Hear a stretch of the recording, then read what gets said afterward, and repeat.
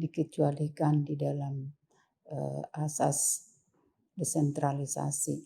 Karena perintah asas desentralisasi adalah kewenangan diberikan oleh pemerintah pusat kepada daerah untuk melaksanakan pemerintahan seluas-luasnya di daerah.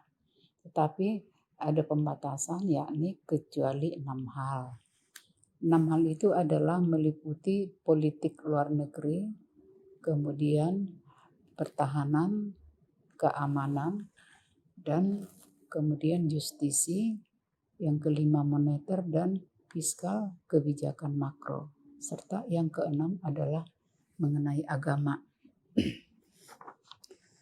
Kita satu persatu harus jelaskan bahwa yang pertama itu tentang politik luar negeri, apa yang tidak dibolehkan di daerah, yaitu mengangkat pejabat diplomat. Mengangkat pejabat diplomat ini jelas diatur dalam pasal 13 Undang-Undang Dasar 45. Jadi itu adalah kewenangan dari pemerintah pusat. Kemudian menempatkan kebijakan luar negeri. Menempatkan kebijakan luar negeri itu terdapat dalam pasal 10. Misalnya membuat suatu perjanjian dengan negara lain, menyatakan perang, menyatakan damai.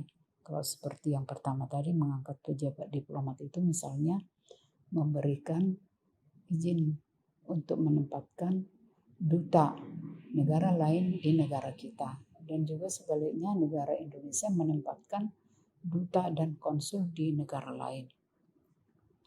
Yang ketiga, melakukan perjanjian dengan negara lain. Tapi hal ini harus ada persetujuan dari DPR.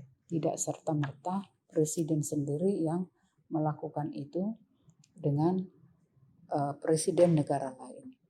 Nah, kemudian yang contoh lain, melakukan perdagangan antar negara. Misalnya dalam rangka ekspor impor, itu juga harus seizin presiden. Walaupun itu ada sumber daya alam di daerah, tetapi akan dilaksanakan melalui Menteri Dalam Negeri, kemudian dengan persetujuan presiden. Nah, itu yang langkah pertama, politik luar negeri. Kemudian pertahanan. Pertahanan itu adalah salah satu hal untuk membentuk angkatan bersenjata. Jelas diatur itu di dalam pasal 10 UUD 45, itu adalah kewenangan dari presiden.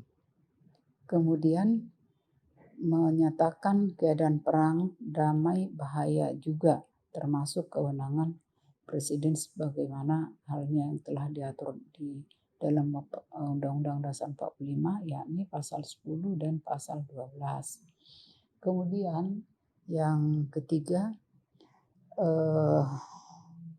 keamanan. Membentuk keamanan kepolisian melalui kepolisian dan kebijakan keamanan. Itu juga termasuk yang diatur tadi dalam pasal 10.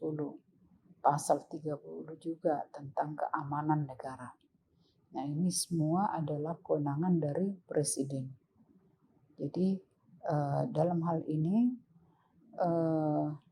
dalam operasionalnya, walaupun di daerah ada rekrutmen penerimaan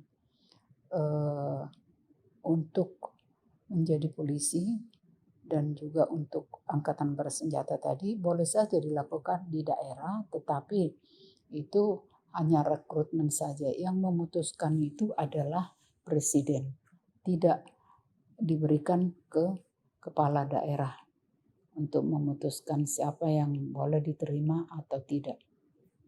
Itu. Kemudian yang keempat adalah tadi tentang justisi. Justisi ini juga itu merupakan kewenangan pemerintah pusat. Antara lain mendirikan lembaga peradilan.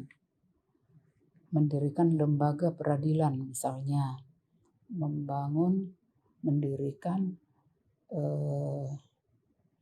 pengadilan negeri, kemudian pengadilan tinggi, kemudian lembaga permasyarakatan, dan yang berkaitan dengan itu di tingkat daerah.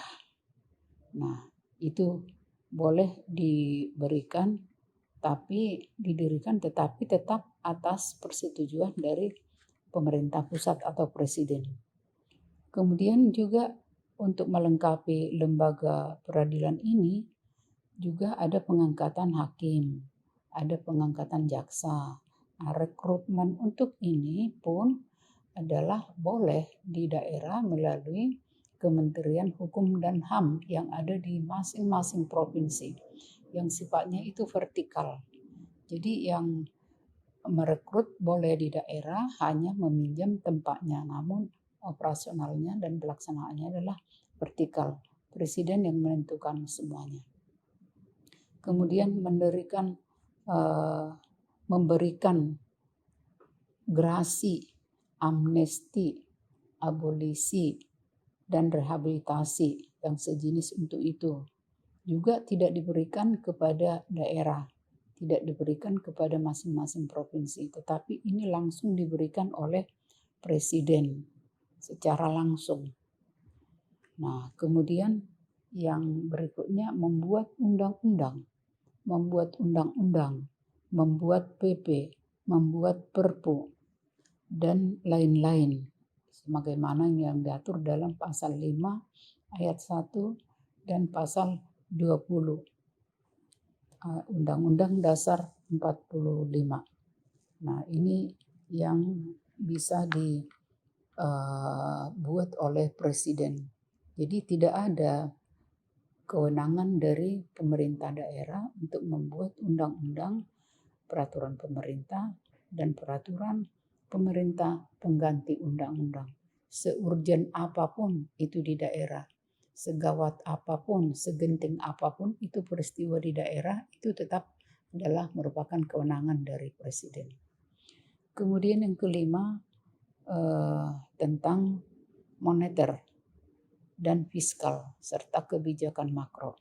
Ini pun semuanya adalah kewenangan dari presiden.